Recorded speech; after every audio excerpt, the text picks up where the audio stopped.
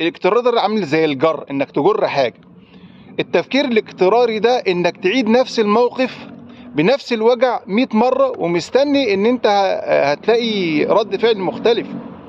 ده عامل بالظبط زي الواحد اللي عنده جرح، فكل شويه يفتح الجرح ويطمن عليه، ها انت لسه موجود، انت خفيت ولا لسه ما خفتش؟ ما هو مش هيخف. ابعد عن الافكار السلبيه وحدد وقت للتفكير في الموضوع السيء. يعني ما تسيبش نفسك طول 24 ساعه بتفكر ومش عارف توصل لحل. 10 دقايق ربع ساعه واقلب يا شقيق. فكر، اقفل الورقه، ارجع لحياتك. دماغك دي محتاجه قائد يسوقها، مش متفرج عليها. مطلوب من حضرتك تزرع فكره مضاده للفكره السلبيه اللي في دماغك. مش هتقدر تمنع الفكره السلبيه، الافكار السلبيه دي بتجيلنا من كل حته، من كل حته، فمش هنقدر نمنعها، لكن تقدر تزرع جنبها فكره اقوى.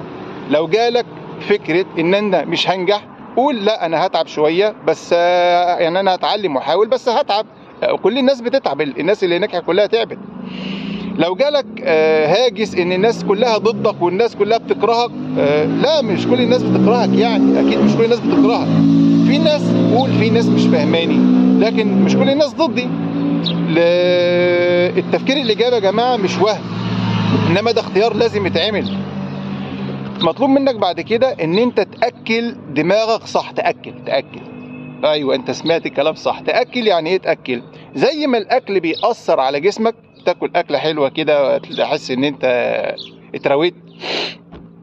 الافكار الكويسه بتخليك تنتعش.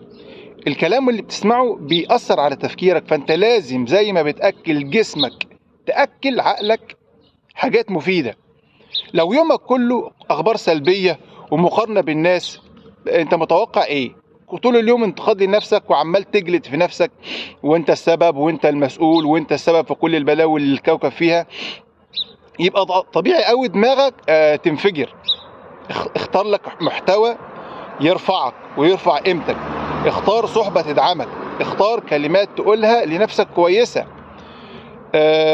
بكرة أول لما تصحى من النوم وقبل ما تمسك موبايلك، العادة السيئة اللي بقت فينا كلنا، حدد أفكارك. قول لنفسك أنا هختار أفكاري النهاردة، مش هركز في الكلام السلبي، مش هركز في نظرات الناس، هقرب أكتر لربنا. وجرب جرب راقب نفسك، هتلاقي الدنيا بقت